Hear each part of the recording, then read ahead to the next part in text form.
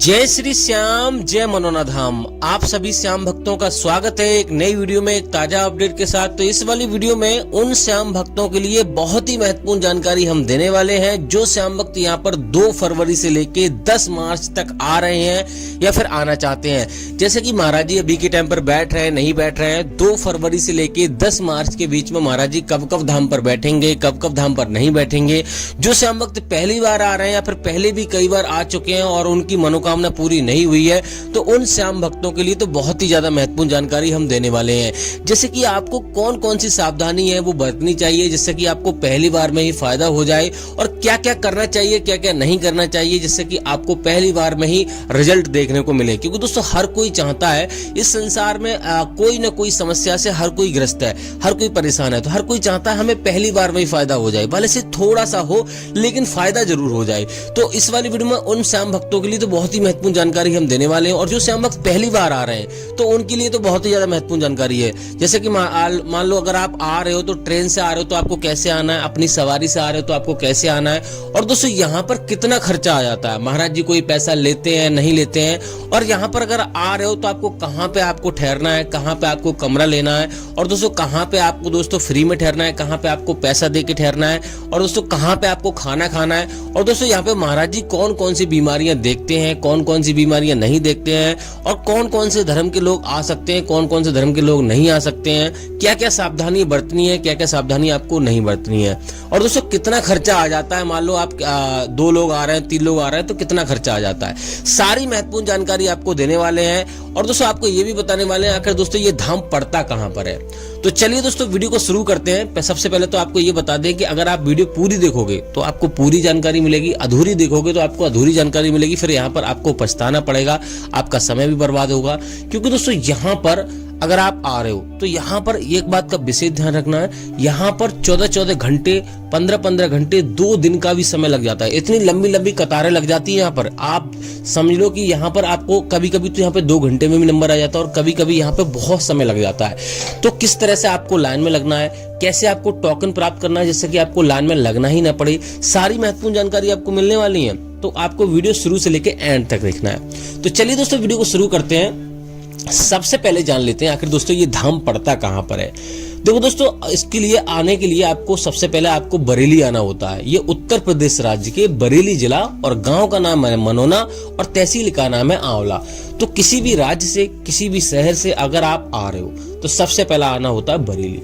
बरेली एक बहुत बड़ा मंडल है, बहुत बड़ा जिला है, और हर जगह से आपको प्रसिद्ध आपको मिल जाएगा। यहाँ पे आपने गाना सुना होगा, बरेली की बाजार में झुमका गिरा, बहुत पुराना गाना है, तो उस वजह से ये प्रसिद्ध बहुत ज्यादा है। तो यहाँ सबसे पहले आपको बरेली आना होता है। बरेली आप ट्रेन से आइए, चाहे किसी भी सवारी से आइए, चाहे रोडवेज से आइए, किसी से आइए, आराम से आपको अवेलेबल हर एक चीज आपको मिल जाएगी। तो सबसे पहले आपको बरेली आना। बरेली से आपको आना होता है आंवला। आंवला और बरेली की जो दूरी है लगभग 40 से 45 किलोमीटर की दूरी है। तो आराम से आप यहाँ पे आ सकते हो। आपको यहाँ पे लगभग अगर ट्रेन से आ रहे हो तो आपको 20 रुपए का खर्चा करना पड़ेगा, यानी कि 20 रुपए का टिकट मिलेगा। और अगर रोडवेज बस से आ रहे हो तो आपको 80 से 90 रुपए का टिकट मिलेगा।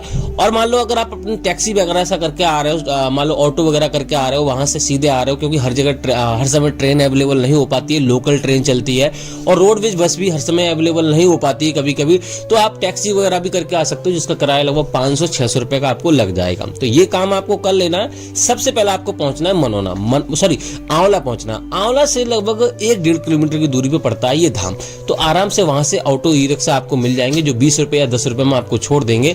तो आपको मनोना धाम पहुंच जाना है। अब दोस्तों बात करते हैं पहली सावधानी आपको क्या बरतनी है जिससे कि आपको पहली बार में ही फायदा होना शुरू हो जाए। क्योंकि दोस्तों हर कोई चाहता है पहली बार में फायदा हो, इस बात का विशेष ध्यान रखना है। देखो दोस्तों, सबसे पहले आपको मीट मछली अगर आप खाते हो, मीट मछली शराब कुछ भी ऐसे काम करते हो, वो आपको छोड़ देने हैं, इस बात का विशेष ध्यान रखना है। और दोस्तों यहाँ पर आपको कभी भी जो श्याम जल यहाँ से लेके जाते हैं लोग, यहाँ पे सबसे बड़ा महत्व है श्याम जल का। ये इस बात का विशेष ध्यान रखना है। यहाँ पे कोई भी दवाई गोली नहीं होती है, कोई भी इलाज नहीं होता है। यहाँ पे सिर्फ श्याम जल पिलाया जाता है मंत्रों द्वारा, और यहाँ पर उसी से कल्याण हो जाता है। बड़ी से बड़ी बीमारी, बड़ी से बड़ी समस्या दूर हो जाती है। ऐसे ही यहाँ पे लोग नहीं आते, लोग यहाँ पे 10-10 लाख की गाड़ियां दान में दे के जाते हैं, 1-1 लाख रुपए दान कर जाते हैं, मंदिर के नाम कर जाते हैं। तो ऐसे ही कोई नहीं कर जाता। एक बार करेगा, 2 बार करेगा, बार बार मान लो यहाँ पे थोड़ा ही करते जाएगा, यहाँ पे ऐसी थोड़ा ही प्रसिद्धि हो जाएगी। तो आपको यहाँ पर 100% फायदा होगा। लेकिन दोस्तों ये है कि नियमों का पालन आपको करना है, तो इस बात का विशेष ध्यान रखना है। और दोस्तों यहाँ पे जल्दी दर्शन आप करना चाहते हैं तो बात कर लेते हैं। सबसे पहले आपको सुबह में पहुंचना है। सुबह में अगर यहाँ पे सुबह 7:30 बजे, 6 बजे, 5 बजे, 4 बजे अगर पहुंच जाते हो तो आपको एक दिन में दर्शन होने के चांसेस रहते हैं। लेकिन उसका भी एक नियम होता है कि आपको कौन से नियमों का पालन करना है। सबसे पहले आपको यहाँ पर करना क्या होता है वो बात कर लेते हैं। सबसे पहले अगर आप सुबह में पहुंचते हो तो आपको रुकने की व्यवस्था नहीं देखनी है। सबसे पहले आपको श्याम जल की बोतल खरीदनी है, जो आपको 20 रुपए में मिलेगी छोटे वाले मंदिर के पास में, वो आपको खरीद लेनी है। उसके बाद क्या करना है, उसके बाद आपको यहाँ पे प्रसाद खरीदना है। प्रसाद की बहुत सारी दुकानें आपको मिल जाएंगी। 51 या 101 रुपए से शुरू होता है। अलग अलग दुकानों का अलग अलग रेट होता है, तो वो आपको खरीद लेना है। और दोस्तों अर्जी फॉर्म भी आपको खरीद लेना है, जो वहीं से आपको दुकान से मिल जाएगा, जिसमें आपको अर्जी लिखनी होती है। मेन चीज होती है अर्जी। अर्जी अगर आपने ठीक से लिख दी तो आपकी मनोकामना 100% पूरी होगी। लेकिन आपको नियमों का पालन भी करना होगा। अर्जी में जो भी समस्या होती है वो आपको लिखनी होती है। 60 रुपए उसमें रखने होते हैं, 1 रुपए उसमें रखा हुआ होता है, तो 61 रुपए की अर्जी लगती है। तो इस प्रकार से ये काम आपको करना होता है। उसके बाद दोस्तों यहाँ पर 3 लाइन लगती हैं, इस बात का विशेष ध्यान रखना है। एक मंदिर की लाइन लगती है, ये महाराज जी की लाइन है, यहाँ पे आप देख सकते हो बहुत ज्यादा भीड़ आपको मिलेगी। और एक लगती है टोकन की लाइन। टोकन अगर आपको मिल गया तो आपके 15 मिनट या 2 घंटे में ही नंबर आ जाएगा। 15 मिनट या 1 घंटा, ज्यादा में ज्यादा 2 घंटा लग जाएगा। अगर यहाँ पर आपको टोकन नहीं मिलता, टोकन कैसे लेना है, देखो टोकन सोलर प्लांट के नीचे जाना है आपको, यानी कि यहाँ पे आपको यहाँ पे धर्मशाला बनी है, उस साइड आपको जाना है। तो छोटे वाले मंदिर के जस्ट सामने और बड़े वाले मंदिर के भी जस्ट सामने, वहां से आपको टोकन की लाइन लगानी है। वहां पर आपको कोई भी खर्चा नहीं करना पड़ेगा। सिर्फ जो 60 रुपए आपने अर्जी फॉर्म में रखे हैं उसी पे आपको मोहर लगा के दी जाएगी, वही टोकन होता है, उसी से आपको टोकन मिल जाएगा। लेकिन दोस्तों टोकन हर किसी को नहीं मिलता। जो गंभीर होते हैं, लाइन में नहीं लग सकते, चल नहीं सकते, विकलांग हो गए, उन्हीं लोगों को टोकन मिलता है। लेकिन आप कोशिश करना चाहते हो तो कोशिश कर सकते हो। मान लो आपका मरीज, आपको ज्यादा दिक्कत है तो उसको आपको टोकन मिल जाएगा। तो वहां से टोकन लेने के बाद आपको गेट नंबर 1 पे जाना है। वहां पर आपको एंट्री होगी और 10-15 मिनट में आपको नंबर आ जाएगा। बात करते हैं यहाँ पे आपको, अगर आपका मरीज सक्षम नहीं है लाइन में लगने का तो कैसे आपको लाइन में लगना है। यहाँ पे सबसे पहले आपको स्वस्थ व्यक्ति को लाइन में लगा देना है। जब आपका नंबर आए तब आपको यहाँ पे बुला लेना है मरीज को। इस प्रकार से आप लाइन में लग सकते हो। अब दोस्तों बात करते हैं सुबह में अगर आप नहीं पहुंचते हो तो आपको करना क्या है। सुबह में अगर आप नहीं पहुंचते हो तो यहाँ पे होटल की व्यवस्था करनी है, या फिर धर्मशाला की व्यवस्था करनी है, या फिर फ्री में रुकने की व्यवस्था आपको करनी है। धर्मशाला में अगर आप रुकोगे तो 1000 से लेके 3000 रुपए का खर्चा आएगा। और होटल में अगर आप रुकोगे तो राधे श्याम होटल है यहाँ पर मनोरम धाम में, वहां पर आपको 800 से लेके 1800 रुपए का खर्चा आएगा।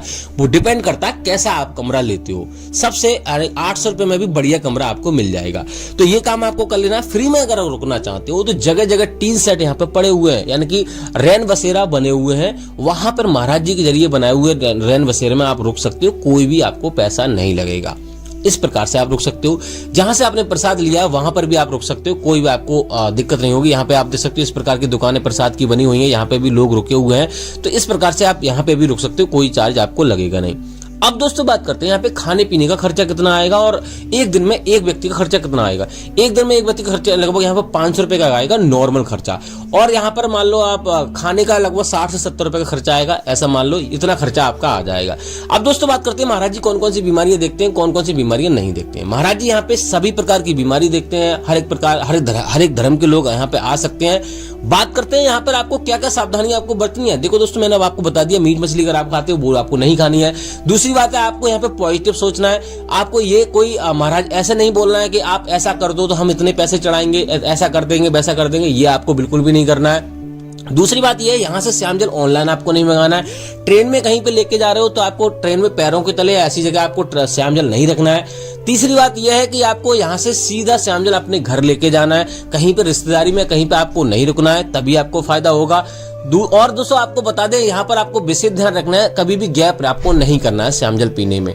अब दोस्तों बात करते हैं महाराज जी अभी के टाइम पर बैठ रहे हैं नहीं बैठ रहे हैं। देखो दोस्तों महाराज जी अभी के टाइम पे लगातार बैठ रहे हैं, लेकिन आपको ध्यान रखना है कुछ बातों का। यहाँ पर अगर आप वेडनेसडे अगर आपके बीच में पड़ रहा है, आपने टिकट बुक कर दिया है, तो आपको वेडनेसडे और थर्सडे को आपको नहीं आना है। अगर आ भी गए हो, आप भूल से भी आपका टिकट हो गया, तो आपको 2-3 दिन का समय आपको लेके आना है, क्योंकि दोस्तों यहाँ पे वेडनेसडे और थर्सडे को महाराज जी धाम पर नहीं मिलते हैं। और दोस्तों बात करते हैं यहाँ पर आपको और क्या क्या करना है।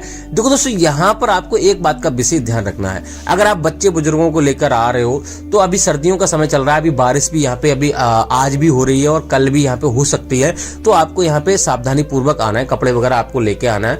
अब दोस्तों बात करते हैं महाराज जी यहाँ पर अभी के टाइम पर बैठ रहे हैं और कब से कब तक बैठेंगे और कब से कब तक नहीं बैठेंगे। देखो दोस्तों, यहाँ पर हम आपको बता दें महाराज जी यहाँ पर 2 फरवरी से लेके मान लो 10 मार्च की हमने बात कही है, तो अभी फरवरी महाराज जी धाम पर बैठ रहे हैं। लेकिन दोस्तों आपको वीडियो हमारी देखकर ही आना चाहिए, क्योंकि दोस्तों आज और कल महाराज जी धाम पर हैं, अचानक कल मान लो तीसरे दिन महाराज जी धाम से उठ गए या चले गए, तो आप कहोगे भैया आपने बोला था, हमने टिकट बुक कर दिया और हम आ गए।